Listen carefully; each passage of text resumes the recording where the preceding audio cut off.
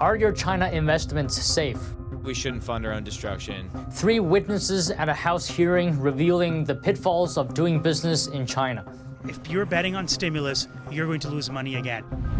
Curious about the real risks of doing business in China? You either prosper when favored by the state, or you perish when you are not.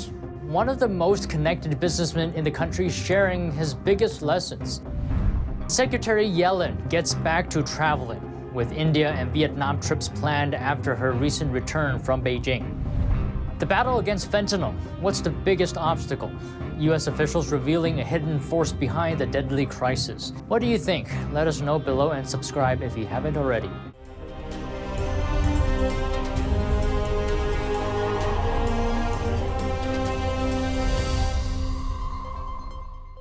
Welcome to China in Focus. I'm Don Ma in for Tiffany today. What risks and dangers do American companies face in China? Witnesses share their experiences and the pitfalls of doing business with Chinese companies at a House hearing yesterday. NTD's Jeremy Sandberg has the story.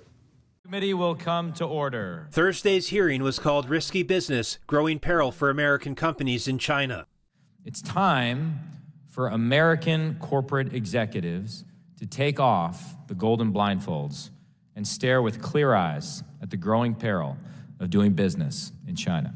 3 witnesses testified. Shahzad Kazi, the chief operating officer and managing director of China Beige Book International, told NTD's Sam Wong that American companies need to become very serious about how they assess and manage their risk if they invest in China's economy. If you're betting on stimulus, you're going to lose money again. That's the other line coming from Street Research. The economy is weak, so there's going to be big stimulus. Big stimulus is not coming. Kazi says China's economic Big Bang growth that many Wall Street banks predicted was never based in reality, and thinks the U.S. should target its most critical industries when it comes to fixing supply chain issues.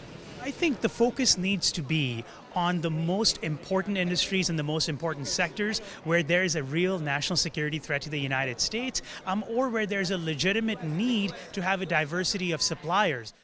Congressman and committee chair Mike Gallagher told NTD that he doesn't advocate for a total decoupling with China, but that selective steps should be taken.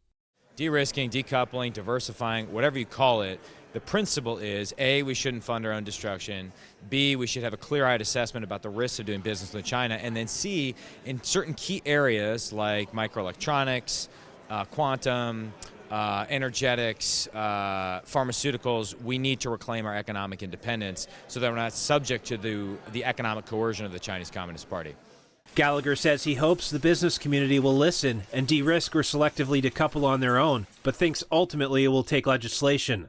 They're passing legislation on restricting the flow of U.S. capital to China, outbound capital, guardrails, I think is of paramount importance. It's something I think we need to do in the 118th Congress to ensure that U.S. investors aren't subsidizing our own destruction, aren't inadvertently or knowingly investing in Chinese defense companies, Chinese AI companies, Chinese technology companies that are perfecting a genocidal, techno-totalitarian surveillance state.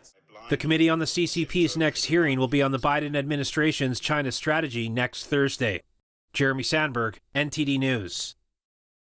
Witnesses are talking about doing business in China. One of the most connected Chinese businessmen is now sharing the lessons he learned on Capitol Hill. Desmond Shum was riding high while working with Beijing, using connections with top Chinese officials to build a multi-billion-dollar company. But reality hit when his wife disappeared. Here's more. And they're raising money in China.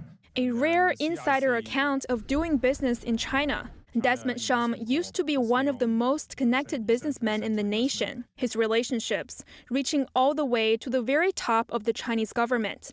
Here are the biggest lessons he says he learned. CCP sees American business in China as hostage to be used for its own purpose. That was my first lesson of China business. Rule of the game are whatever the party says, what they are at that moment. CCP is short for the Chinese Communist Party. Shum was born in Shanghai, grew up in Hong Kong, and got his bachelor's degree in the United States. He later went back to China to build a real estate business. His testimony comes at a time when American businesses are facing rising risks of operating in China. That's after a series of raids on U.S. companies and a new anti-espionage law that many worry could turn normal business activities into criminal acts. Lesson 2 came in the 1990s. I also visited the office of AT&T in Beijing. They were planning to get into telecom service market in China, as that was promised by the Chinese government in its WTO agreement. He said after 20-some years, there's not a single telecom company, foreign telecom company operating in China today, because the promise to open the telecom market was never fulfilled. My lesson, in China, there's no such a thing as a level playing field. You either prosper when favored by the state, or you perish when you are not. For Shum, lesson 3 was personal. It has to do with his ex-wife, Whitney Duan. In September 2017, Whitney was disappeared by the CCP state. For 4 years, no one heard from her, not her parents, not I, not our children. Her phone number became deactivated. Whitney's mother, until her death in June 2021, had made a habit of calling her daughter every day, refusing to give up hope that one day Whitney may answer the phone. But her wish was never granted. She passed away not knowing whether her daughter was alive or dead. He added Beijing denied taking her. Whitney was never charged with any crime, and no reason was ever given for her disappearance. But she re-emerged on the night before Shum published his memoir, called Red Roulette, an insider story of wealth, power, corruption, and vengeance in today's China. She called me from the same phone number that had been deactivated for 4 years to ask me to cancel the book release.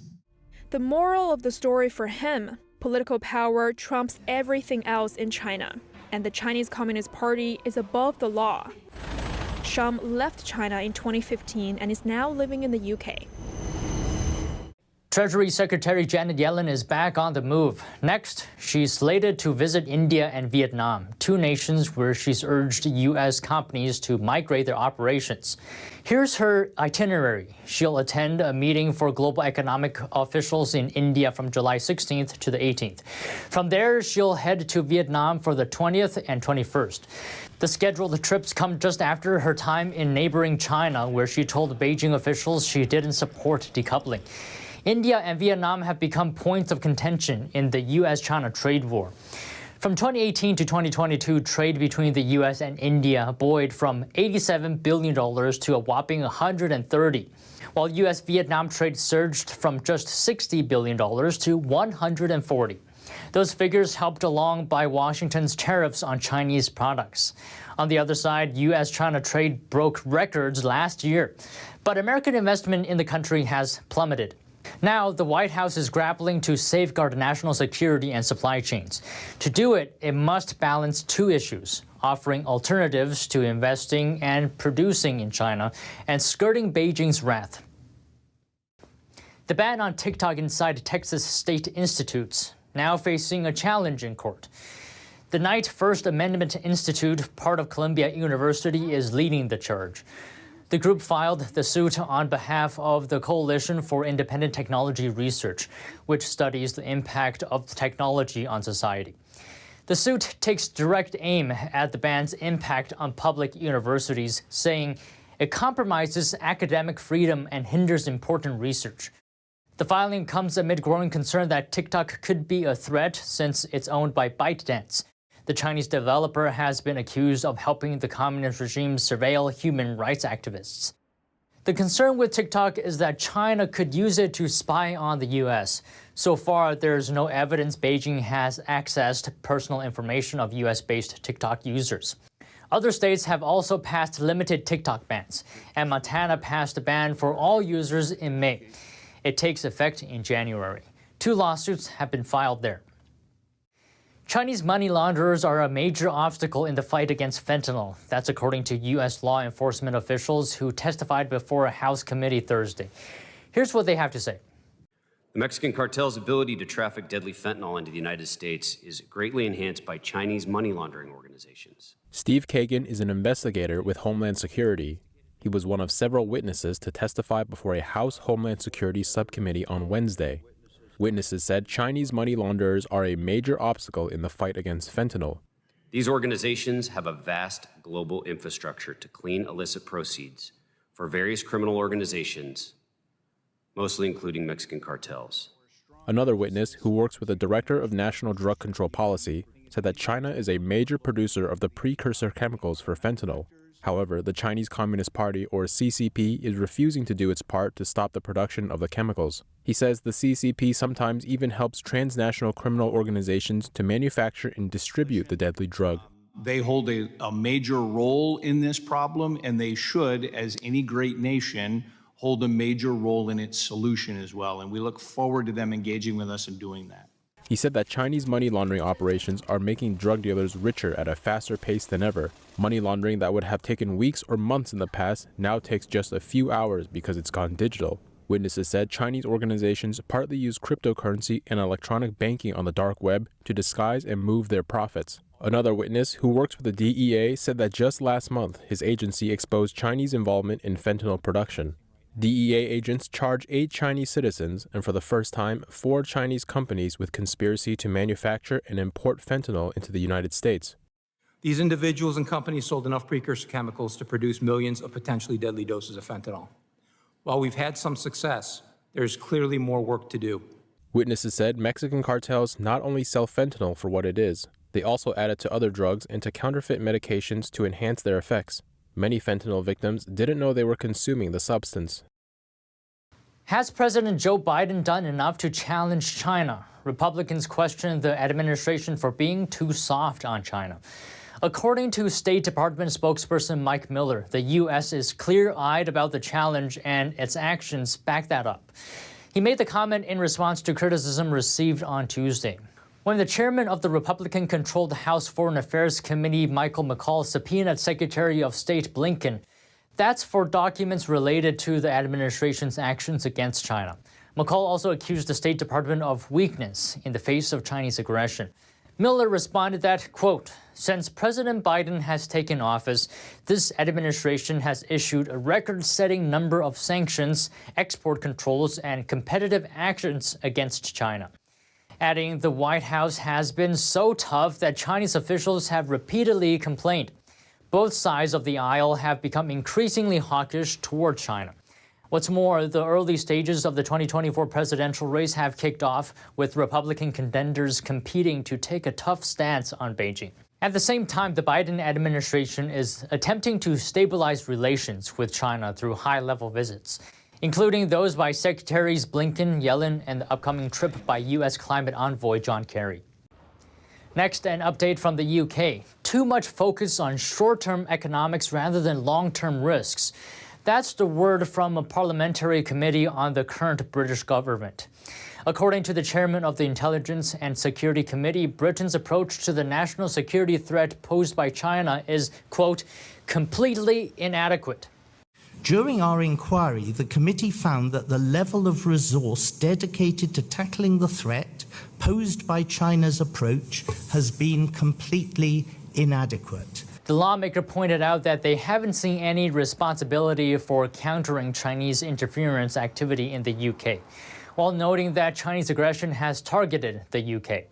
China's whole-of-state approach means that Chinese state and non-state-owned companies, as well as academic and cultural establishments and ordinary Chinese citizens, are also liable, willingly or unwillingly, to be co-opted into espionage and interference operations. On the other hand, the UK benefits from economic cooperation with Beijing. China has been buying up and seeking to control or influence the UK's industry and civil nuclear energy sectors. Some UK lawmakers have appealed to the Prime Minister, urging him to take a tougher stance on China. The leader maintains that the West should not decouple from Beijing. Could that stand change as pressure on the global stage rises? We'll keep you updated. A distressing video from China where a bridge was spotted overflowing with water on Tuesday.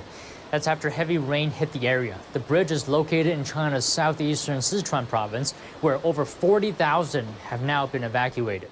Other regions are also getting drenched, including Shanxi, Henan, Jiangsu, Hunan, and Guangdong. There, floodwaters have swamped streets, crept up staircases, and sunk cars. In Shanxi, over 1,200 have been evacuated. Officials have repeatedly warned of extreme weather and geological disasters throughout July. We recently received a question from our audience asking where the rare earth metals gallium and germanium are mined in China. The two metals are now subject to new export controls from Beijing in a move to retaliate against Western sanctions on its microchip industry. Let's dive into China's production of these two metals. Gallium and germanium are key in the manufacturing of semiconductors and other electronics, but they do not occur naturally. Most germanium is the byproduct created by refining zinc in fly ash, while gallium comes from bauxite and zinc ore processing. China is a leading producer and distributor of both metals, accounting for nearly 60% of the world's germanium and 80% of its gallium. Yet that dominance isn't due to the rarity of the two metals. Instead, China's low production costs beat out manufacturers elsewhere on price. The country's germanium and gallium deposits are concentrated in rich provinces like Inner Mongolia, Sichuan, Guangxi, Guangdong, and Yunnan. Mining activities throughout China are under the watch of the Chinese Communist Party, including in Xinjiang and Tibet, two regions often associated with political and human rights concerns. The two provinces are also known for their rich mineral resources, though are not the main extraction sites for germanium and gallium. Another big story to look out for: China, once hailed as the world's most populous nation, is ceding that throne to its neighbor, India. What caused the change, and what are the far-reaching implications for the global economy? That report and more coming up on Monday on China in Focus.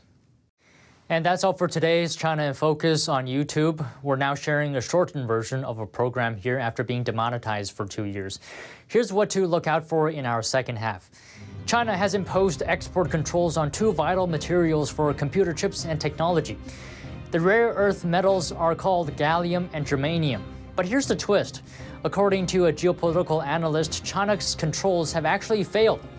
What repercussions have they caused? And the big question lingers, what does China gain from this? We sat down with Anders Kaur, geopolitical analyst and publisher of the Journal of Political Risk, for details.